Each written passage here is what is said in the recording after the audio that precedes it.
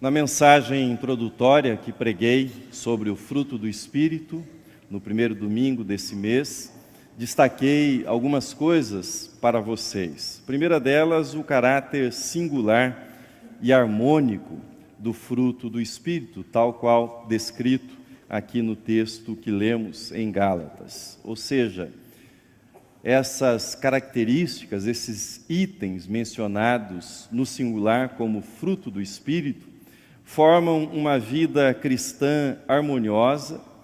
Portanto, não nos cabe escolher entre este ou aquele item segundo o nosso temperamento, segundo a nossa personalidade ou segundo a nossa preferência. Nós vimos também que o fruto é uma ação sobrenatural, ele começa de modo sobrenatural. Não se trata do desenvolvimento de uma técnica, não se trata de autoaperfeiçoamento, mas é uma ação divina, é o Espírito de Deus que vem habitar a nossa vida por ocasião da regeneração, por ocasião do novo nascimento, da transformação da vida daquele que conhece Cristo Jesus e o Evangelho. Entretanto, mesmo sendo sobrenatural, ou seja, você não pode gerar o Espírito Santo vem de Deus para a sua vida, mesmo tendo uma origem sobrenatural, o desenvolvimento segue a lógica natural. Portanto, a disciplina, portanto, a formação de hábitos, portanto, o desejo pelo aprendizado, a instrução na palavra de Deus, fazem parte do desenvolvimento natural do Espírito. O início da transformação se dá com Deus, mas o desenvolvimento segue as regras naturais, as regras que também são aplicadas a outras áreas da vida. E por fim, nós vimos que o fruto amadurece gradualmente, ou seja, como qualquer fruto. A diferença é que, para o cristão, esse amadurecimento percorre ou durará toda a sua vida e a transformação se dará na glória, se dará na consumação dos séculos, ou seja, no momento da instauração definitiva e final do reino de Deus. Essas foram as observações que nós fizemos a título de introdução ao tema desse mês. Seja na carta aos Gálatas ou nas outras cartas, Paulo enfrenta dois inimigos da vida guiada pelo Espírito, dois obstáculos terríveis para o desenvolvimento da vida cristã. Esses dois inimigos, esses dois obstáculos são os seguintes: Paulo denomina o primeiro de obras da lei e denomina o segundo de obras da carne. São duas faces do mesmo problema, duas faces da mesma questão. Nas obras da lei, o que se tem é uma obediência aos mandamentos divinos ou às observâncias religiosas que derivam ou se inspiram nos mandamentos divinos. Nós temos uma obediência não por amor a Deus, não por temor a Deus, não pelo desejo de agradar a Deus, mas há uma obediência pelo desejo de autopromoção, desejo de autoglorificação. Se obedece à lei de Deus para que os outros vejam na minha vida como eu sou piedoso e possam me elogiar dizendo: vejam como ele é obediente, ou vejam como ela é piedosa, vejam como ela é fiel. Nesse caso, a obediência guiada pelas obras da lei tem no centro da sua atitude, da sua motivação, o amor a si mesmo. E o desejo de ser elogiado, o desejo de agradar aqueles que estão ao redor e receber dessa forma a recompensa por meio do louvor. Essa é uma das faces da oposição à vida no Espírito, uma obediência às obras da lei. A outra face são as obras da carne. Nesse caso, o que predomina, o que está no centro, continua sendo o desejo de agradar a si mesmo, de fazer a própria vontade e, com isso, maximizar a obtenção do prazer, estar confortável, obter aquilo que me agrada, aquilo que me satisfaz. Se você gosta de organizar, mas se você gosta de sistematizar as ideias, para ficar mais fácil o entendimento, nós teríamos a seguinte sistematização. As obras da lei dizem respeito a uma vida marcada pelo moralismo. Seja o moralismo com a sua inspiração na ética secular, ou o moralismo com a sua inspiração na ética religiosa. Você tem, na obediência às obras da lei, uma pessoa, um indivíduo altamente marcado pelo moralismo. E nas obras da carne, você tem uma vida marcada pelo relativismo. Relativismo do ponto de vista moral, do ponto de vista ético. No centro das duas atitudes está o amor a si mesmo, está o desejo de autossalvação, está um tipo de vida que é orientada não para Deus, mas orientada para si mesmo e orientada muitas vezes para a aprovação, para obter a aprovação dos outros e o desejo de autossatisfação. Na semana passada nós tivemos aqui, na verdade em todo final de semana, tivemos conosco o teólogo croata Miroslav Volf, que pregou no culto. Ele termina o livro que foi tema da sua palestra, o livro Fé Pública, escrevendo o seguinte, que à luz do nosso tema é bem sugestivo. O texto está na projeção. Os seres humanos só prosperarão quando o amor do prazer, uma força dominante e ativa na nossa cultura, der lugar ao prazer do amor. Uma vida bonita, uma vida plena, não será obtida por meio do moralismo religioso, tampouco esta vida será resultado do relativismo moral, ou seja, de buscar apenas o seu interesse, a sua satisfação. A chave no pensamento paulino, e nós lemos isso na passagem que nós lemos, a chave é o que Paulo chama de a morte, a crucificação, tanto das obras da lei quanto das obras da carne. Essa é a chave da mudança no pensamento paulino. E aqueles que crucificaram a carne, aqueles que morreram para as obras da lei, têm uma vida que é guiada pelo Espírito Santo. Nesse sentido, quando o apóstolo Paulo diz que ele está morto para a lei, que ele está morto para o pecado, o que ele está dizendo é que o pecado foi estrangulado no nível motivacional e não só no nível comportamental. O que isso significa? Significa que não se trata mais apenas de deixar de fazer aquilo que é errado, como muitas vezes ocorre naqueles que são guiados pelas obras da lei, ou seja, pelo moralismo do ponto de vista religioso, mas se trata de passar a amar aquilo que é certo aos olhos de Deus. Ou como diz um famoso pregador italiano, Alexandre Pronzato, ele diz que aquele que conheceu a Cristo não deixa de ter prazer em pecar, no prazer que o pecado proporciona, mas descobre um prazer maior em não pecar, um prazer maior em agradar a Deus, em obedecer a Deus. Quando nós falamos de uma mudança do nível comportamental para o nível motivacional na obediência a Deus, não se trata apenas de evitar a prática do mal, mas trata-se de sentir-se apaixonado pela promoção do bem, pela prática do bem, ou seja, de buscar realizar o amor em toda a sua plenitude. É essa a lógica da mudança descrita pelo apóstolo Paulo. Feita essa observação, eu quero passar com vocês nessa manhã esses três primeiros aspectos do fruto do Espírito: o amor, a alegria e a paz. Vejamos o primeiro, o amor.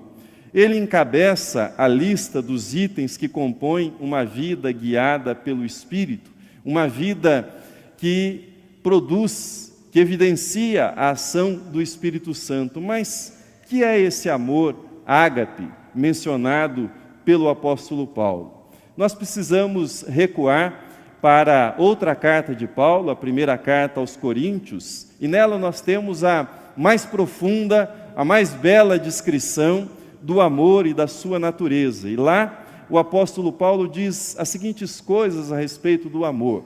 Ele diz que o amor não se alegra quando as coisas dão errado na vida das outras pessoas. O amor não sente prazer nisso, mas ele se regozija com o triunfo da verdade, quando a verdade vai adiante. Isto, para mim, pode ser resumido numa palavra: autenticidade. Amar significa ser autêntico. O verdadeiro amor é autêntico. Ele não é falsificado, ele não é fingido. Ele se revela em relacionamentos que são marcados pela autenticidade. O verdadeiro teste para o amor que temos por uma pessoa não é chorar ao lado dela quando as coisas dão errado na vida dessa pessoa. Nós realmente sabemos que amamos uma pessoa quando nós somos capazes de sentir alegria pelas vitórias que essa pessoa conquistou, como se fossem também vitórias nossas, conquistadas por nós. Você consegue celebrar o sucesso de alguém, da sua família, ou o sucesso de um amigo, sem sentir inveja? Se você consegue celebrar esse sucesso, esse é um testemunho que você ama essa pessoa e que de fato você se importa com ela. Por outro lado, um bom teste para se saber o quanto se é amado é perguntar para si mesmo: quantas pessoas celebrariam as minhas conquistas? Quantas pessoas se alegrariam com as coisas que têm dado certo na minha vida, ou que vierem a dar certo na minha vida? Você tem algumas pessoas em mente? Essas pessoas amam você. Se você sabe que elas se alegrariam quando as coisas derem certo na sua vida. Por ser autêntico, por vezes o amor também irá confrontar aquele ou aquela pessoa que se ama, ou seja, o amor não concorda com tudo, ele confronta aquilo que está errado. Por ser autêntico, o amor irá aplaudir as vitórias daquele a quem se ama. Por ser autêntico, o amor irá chorar as suas derrotas como se fossem a sua própria derrota. Mas Paulo diz mais ainda a respeito do amor, que é fruto do Espírito. O amor tudo sofre, tudo crê, tudo espera, tudo suporta. Essas 4 características do amor complementam a autenticidade e revelam, sob uma palavra, o verdadeiro amor. Ou seja, o amor, ele é marcado pela tenacidade, pela resistência. O amor é tenaz, é forte, é resistente, por isso ele resiste às decepções, ele resiste aos adiamentos, ele resiste tantas vezes à frieza ou ao calor extremo. O amor sabe esperar nas calmarias, mas ele também sabe enfrentar os dias tempestuosos, os dias conflitivos dos relacionamentos humanos.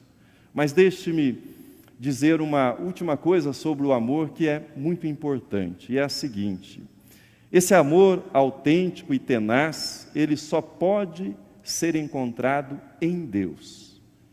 E ele só pode existir na nossa vida à medida que nós estejamos ligados à fonte verdadeira de amor, que é o próprio Deus, e que recebamos dele esse amor. Quando nós procuramos em outros seres humanos o amor que nós só encontramos em Deus, ou seja, esse amor puro, esse amor santo, esse amor que não é marcado por qualquer outro tipo de interesse, quando nós procuramos em outros seres humanos o amor que só Deus pode oferecer, o resultado inevitável será a decepção.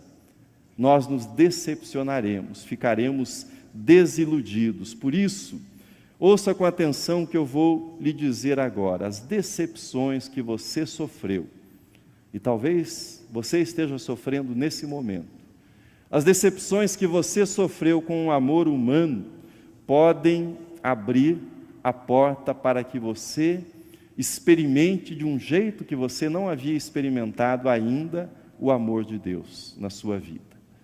Para que você tenha um encontro com esse amor perfeito que é o amor de Deus. E muitas vezes Deus pode permitir que você se decepcione com o amor humano, com o propósito de levá-lo a conhecer o amor perfeito que Ele tem por você, e que é o amor pelo qual você anseia. Você pode ter se decepcionado com o amor romântico, você pode ter se decepcionado com o amor em família, você pode ter se decepcionado com o amor de um amigo de quem você esperava muito mais. Isso faz parte da experiência humana, mas você nunca vai se decepcionar com o amor de Deus. Nunca você encontrará decepção no amor revelado por Deus. Digo isso não para que você assuma uma atitude de indiferença ou até uma atitude doentia, do tipo, o amor de Deus é suficiente, eu não preciso das pessoas. Não é isso, não é isso. Não é isso que nós temos em mente. A razão da minha observação é para que nós tenhamos consciência, que é a presença do Espírito de Deus na nossa vida, do Espírito Santo, é a vida de comunhão com Deus que purifica os nossos amores. Sem a presença do Espírito Santo, os nossos amores, sejam eles quais forem, eles adoecem. Nós precisamos da presença do Espírito Santo para que o nosso amor seja saudável, para que o nosso amor glorifique a Deus. Em segundo lugar, Paulo fala da alegria. Hoje há uma grande quantidade, mas uma grande quantidade de estudos a respeito da felicidade ou a respeito da alegria, e esses estudos têm mostrado que não é o quanto de dinheiro que você tem, não é o seu sucesso profissional, não é a sua inteligência e todas as coisas que são tomadas como sinais de sucesso na vida humana, não é nenhuma dessas coisas que faz de uma pessoa alegre, uma pessoa feliz. O que é que traz alegria para a vida do ser humano? O que é que traz para a sua vida um tipo de alegria que as circunstâncias e as pessoas não podem roubar de você?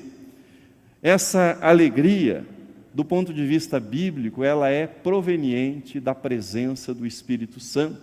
Ela é proveniente da habitação do Espírito Santo na nossa vida.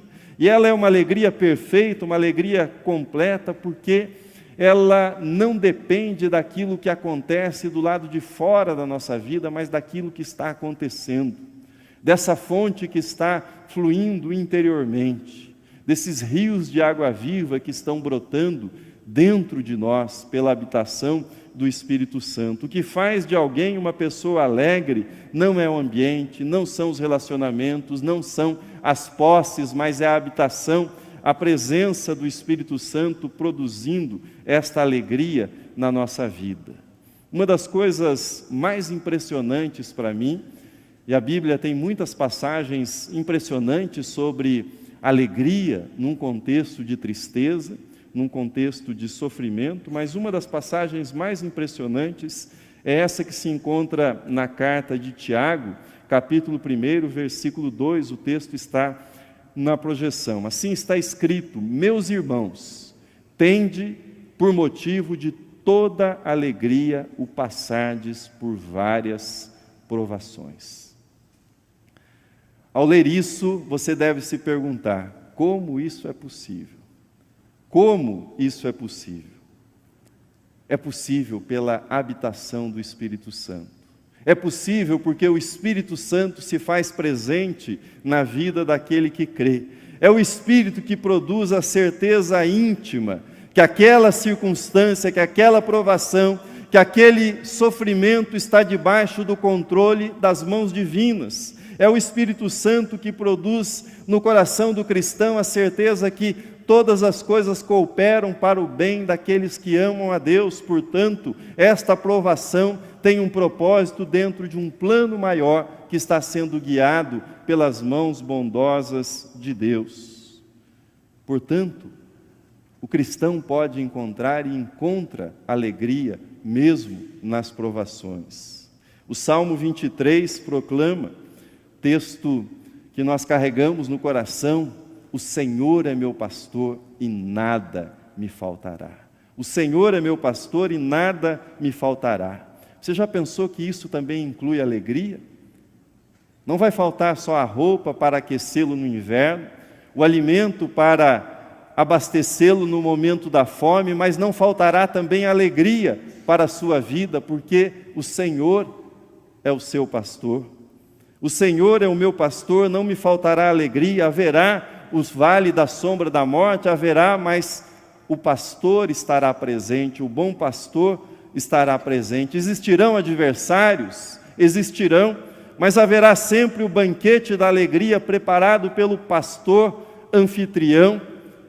Existirão dias difíceis, dias duros, sim, existirão, mas o Salmo diz: a bondade e a misericórdia me seguirão todos os dias da minha vida.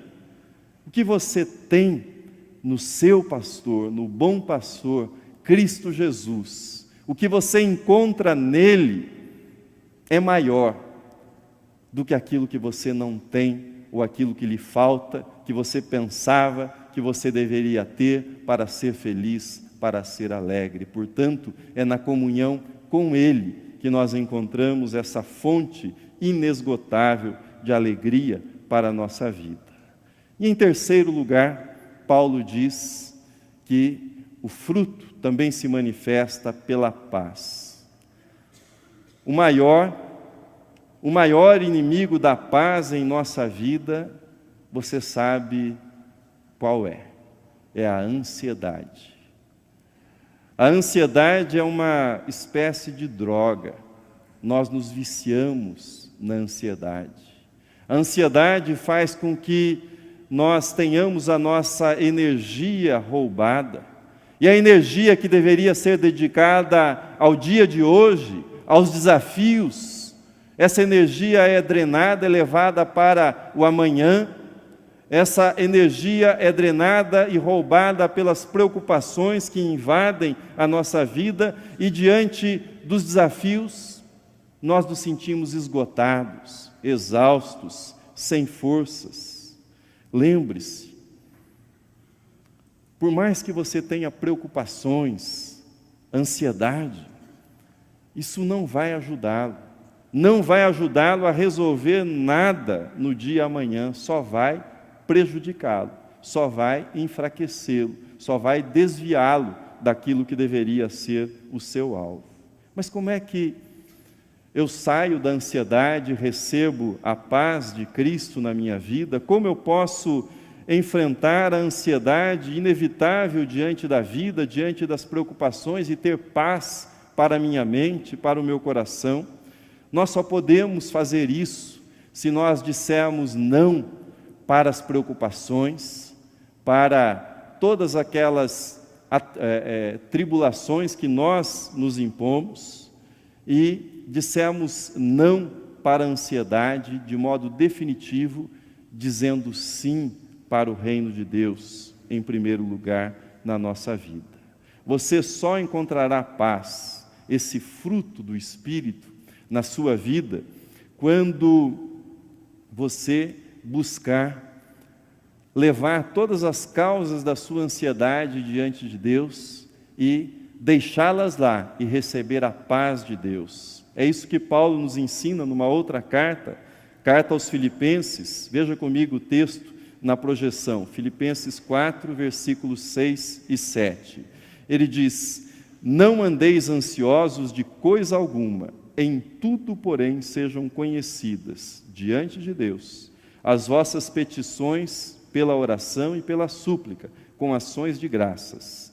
E a paz de Deus, que excede todo o entendimento, guardará o vosso coração e a vossa mente em Cristo Jesus. A ansiedade, ela é o resultado de entulharmos, de entupirmos a nossa vida com buscas que não têm sintonia com a vontade de Deus, que não estão em consonância com aquilo que Deus deseja para a sua vida. Nós ficamos ansiosos porque queremos agradar os outros, nós ficamos ansiosos porque nos sobrecarregamos para provar o nosso valor para as outras pessoas. Jesus nos lembra, no texto de Mateus, capítulo 6, que a nossa vida vale muito mais, que a nossa vida está nas mãos do Pai, que nada haverá de nos faltar, portanto, nós não podemos reduzir a nossa vida ao tamanho da nossa ansiedade.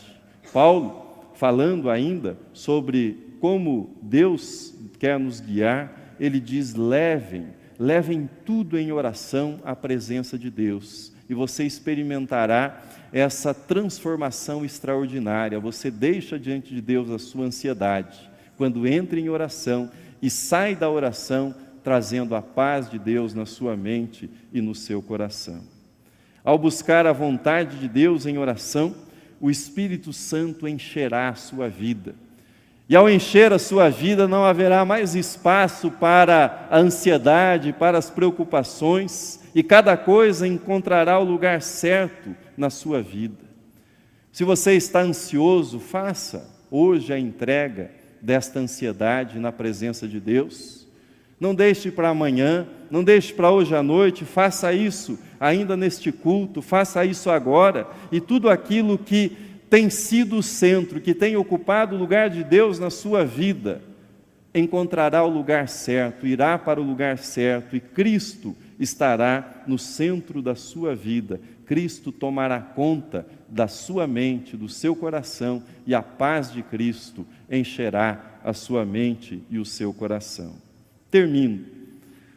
Que bela trilogia nós temos aqui. Que extraordinária trilogia: amor, alegria e paz. Quantos não pagariam uma fortuna para ter essas três coisas? Amor, alegria e paz. E Deus nos presenteia, Deus oferece graciosamente, por meio do Espírito Santo, estas três coisas: amor, alegria e paz. Que bela vida será a vida marcada pelo amor, pela alegria e pela paz. Nem olhos viram, nem ouvidos ouviram, nem jamais penetrou em coração humano aquilo que Deus tem preparado para aqueles que o amam. Deus tem preparado uma vida bonita, uma vida de plenitude. Deus não deseja que vivamos perdidos, desorientados, ansiosos, mas Ele quer encher-nos com amor, alegria e paz. Mas falamos de apenas um aspecto, 1/3 do fruto do Espírito. Veremos nas mensagens seguintes longanimidade, benignidade, bondade, fidelidade, mansidão e domínio próprio. Que Deus nos ajude, que o Espírito de Deus nos guie sempre. Amém.